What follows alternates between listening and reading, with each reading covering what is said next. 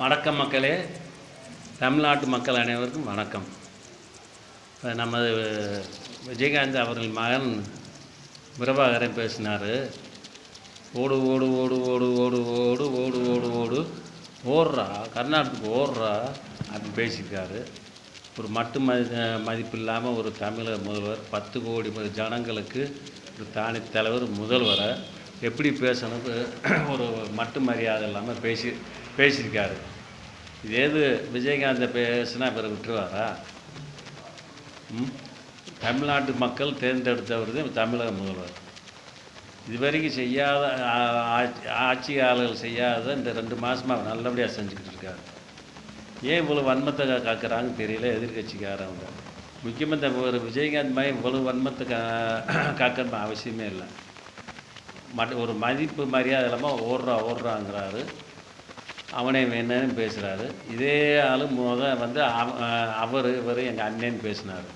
அவங்க அம்மா பிரேமலதா அவர்கள் வந்து என் மகன் மாதிரி அப்படின்னு சொன்னாங்க. அவங்க அம்மா இப்போ என்ன சொல்கிறாங்க, இயற்கை வெயிலுங்கிறது இயற்கை. வெயில் வரும், மழை வரும், காற்று வரும், பனி அடிக்கும். இதுக்கு இல்லாமல் நான் முதல்வர்கள் போய் நான் வெயில் அடித்தா பூரா பந்தல் போட்டு மறைக்க முடியுமா?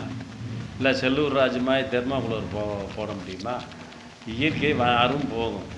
இந்த இப்படி வெயில் ஓவர் அடிக்குது சென்னைக்குள்ளே, இதுக்கு முதல்வர் முகாந்திரம் எடுக்க மாட்டேங்கிறான்னு சொல்லியிருக்காங்க பிரேமலதா அவர்கள். எதை பேசணும் எதை பேசக்கூடாதுன்னு தெரியாமல் அவங்க மனசில் இருக்க வன்மத்தை பூரா இந்த மாதிரி கக்குறாங்க. இதே மாதிரி ஒவ்வொருத்தரும் ஒவ்வொரு மாதிரி எதிர்கட்சி ஆளுகளாக ரொம்ப வன்மத்தை கக்குறாங்க. எதுக்கு ஒரு அளவு இருக்குது. இவர் வந்து ஒரு நபர், இவர் வந்து ஒரு ஆள். ஆனால் இவருக்கு பின்னாடிக்கிறது தமிழ்நாட்டு மக்கள் அனைவரும் இருக்காங்க. அதை முதல்ல தெரிஞ்சுக்கோங்க. நீங்கள் நினைக்கலாம் ஒரு ஆள் தளபதி வந்து தமிழகம் வந்து ஒரு ஆள் அப்படின்னு நீங்கள் நினைக்கலாம். கிடையாது. டிவிக்கு தொண்டர்கள்னு நினைக்காதீங்க. தமிழ்நாட்டின் ஒட்டுமொத்த மக்களும் அவர் பின்னாடி இருக்காங்க. அது மட்டும் கிடையாது, இந்தியாவின் ஸ்டேட்டில் உள்ள ஆளுகள் அனைத்தும் அவர் பின்னாடி இருக்காங்க. அது போக உலகளவில் அவர் பின்னாடி ஆளுகள் நிற்கிறாங்க. நான் அவர் மேலே எதுக்கு இப்படி வன்மத்தை கேட்குறீங்கன்னு தெரியல. நீங்களாம் அவரை அவைவேன்னு பேசுகிறீங்களே. 2 தடவை எலெக்ஷனில் நின்னீங்க, ஜெயிச்சிங்களா? உங்களால் ஜெயிக்க முடியலை. விஜய் பிரபாகரன் ஒரே வித்தியாசம். பிரபாகரன்னு சொல்கிறீங்க. புலியும் ஒன்றாயிருமா? சொல்லுங்கள் பார்ப்போம். பூனை வந்து புலி மாதிரி சூடு போட்ட அதுதான் போல். பூனை புலி மாதிரி சூடு போட்ட புளியை நினச்சி பூனை சூடு போட்ட கதையும் உங்கள் கதை. எல்லோரும் ஒன்றாயிர முடியாது. அவங்களுக்கு இருக்க மக்கள் செல்வாக்கை வச்சு தான் யாருமே தமிழ்நாட்டில் முதல்வர் அப்படின்னு தவிர ஒரு சினிமாவிலேருந்து வந்தேன் செஞ்சேன் அதனால் நான் முதல்வர் ஆகிடலாம் செஞ்சிடலாம்னு நினைக்காதீங்க. உங்கள் வன்மத்தை காதீங்க. எது தப்போ அதை பேசுங்க, விமர்சனம் பண்ணுங்க. அதை தவிர்த்து ரொம்ப மட்டமாக பேசாதீங்க. அவர் வந்து மக்களின் சொத்து, தமிழ்நாட்டின் சொத்து. இன்றைக்கி 10 கோடி மக்களின் சொத்து அவருக்கு பின்னாடி ஆளில் நினைக்காதீங்க. ஒட்டுமொத்த தமிழ்நாடு மட்டுமில்லை, இந்தியா மட்டுமில்லை, ஒட்டுமொத்த உலகமே அவர் பின்னாடி நிற்கிது. இப்போ இந்தியாவுக்கு சுதந்திரம் வந்தது 1947 நினைக்கிறோம். ஆனால் தமிழ்நாட்டு சுதந்திரம் வந்தது ஏப்ரல் 4, 2024. உங்கள் எதிர்கட்சிக்கிட்டேருந்து விடுதலை வாங்கி கொடுத்துருக்காரு நம்ம தமிழ்நாட்டு ஜனங்களுக்கு. அதை முதல் தெரிஞ்சுக்குங்க. இது எல்லாம் நிம்மதியாக இருக்காங்க. அதாவது தமிழ்நாட்டுக்கு விடுதலை கிடச்சிருச்சு, ஒரு குடும்ப ஆட்சிக்கிட்டேருந்து ஒரு விடுதலை கிடச்சிருக்குன்னு சொல்லி. இப்போ இதே 2026 ஒரு தமிழக முதல்வர் விஜய் வந்து இப்போ நிற்காமல் 2021 கட்சி ஆரம்பித்து அப்போ இருந்திருந்தான்னா எதிர்கட்சி இப்போ அவங்க வந்து முதல்வர் ஆகிருக்க முடியாது. இவரதே முதல்வர் ஆகிருக்க முடியாது. அப்போயே இவர் வந்திருக்கணும். தப்பு பண்ணிட்டாப்புல. ஆனால் அதனால் அவர் பின்னாடி யாரும் நினைக்காதீங்க. அவர் ஒத்தால் நினைக்காதீங்க. உலகமே அவர் பின்னாடி திரண்டு நிற்கிது. அதை தெரிஞ்சுக்கிட்டு எதை பேசினாலும் கரெக்டாக பேசுங்க. வன்மத்தை காக்காதீங்க. வன்மத்தை கக்க யார் எதிர்கட்சிக்காரங்க காக்குறீங்களோ அவங்க பூரா மக்கள்கிட்ட இருந்து நீங்கள் மதிப்பை குறைச்சிக்கிறீங்க. மக்கள் செல்வாக்கை குறைச்சிக்கிறீங்க. மக்களோட எதிர்ப்பை நீங்கள் இப்போ மக்களுடைய எதிர்ப்பு தான் உங்களுக்கு வரும்.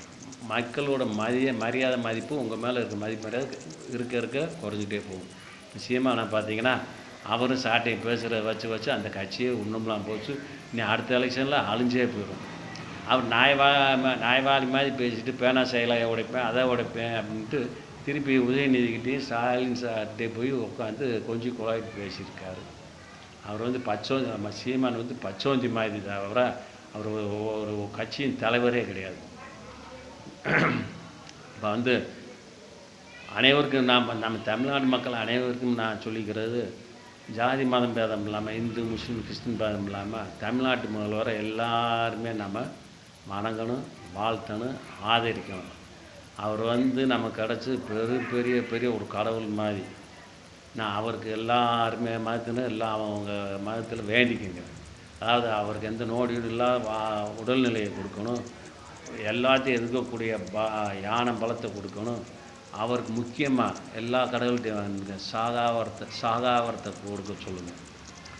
ஏன்னா இந்த தமிழ்நாட்டில் கடைசி வரைக்கும் எப்பயும் அவர் தான் ஆளணும். ஒருத்தர் சொன்னார் 2024 நாங்கள் தான், 2031 நாங்கள் தான், 2034 நாங்கள் தான், 2041 நாங்கள் தான், கடைசி வரைக்கும் நாங்கள் தான் அப்படின்னு சொல்லிக்கிட்டு கிடந்தார். அது பூரா குழி தோண்டி போதிச்சிட்டாங்க நம்ம தமிழ்நாட்டு ஜனங்க. அது மாதிரி இனி திருப்பி கொள்ளை கற்பழிப்பு அராஜகம் அடாவடித்தனம் வராமல் இருக்கணும்னா இவர் நம்ம விஜய எல்லா மதத்திலும் வேண்டுங்க. அவருக்கு நல்ல உடல்நிலை கொடு, நல்ல யானம் எல்லாத்தையும் எதிர்க்கக்கூடிய பலத்தை கொடு, அவர் சாகாவரத்தை கொடுக்கணும். அப்படின்னு தான் அவர் கடைசி வரைக்கும் அது இந்த நாட்டை ஆள முடியும். அதனால் எல்லோரும் வேண்டிங்க. தமிழ்நாட்டு மக்களுக்கு இது எம்ஜிஆருக்கு பிறகு கிடைச்ச ஒரு பெரிய ஒரு சொத்து. அவரை பாதுகாக்க வேண்டியது நம்மளுடைய பொறுப்பு. அதனால் எல்லாம் தமிழ்நாட்டு மக்கள் மட்டுமில்லை, இந்தியாவில் உள்ள மக்கள் தான், உலக மக்கள் அனைவரும் வேண்டிக்குங்க. அவருக்கு நல்ல உடல்நலோடு இருக்கணும். இன்னொன்று, தளபதி விஜய்க்கு நான் ஒரு வேண்டுகோள் கொடுக்கிறது,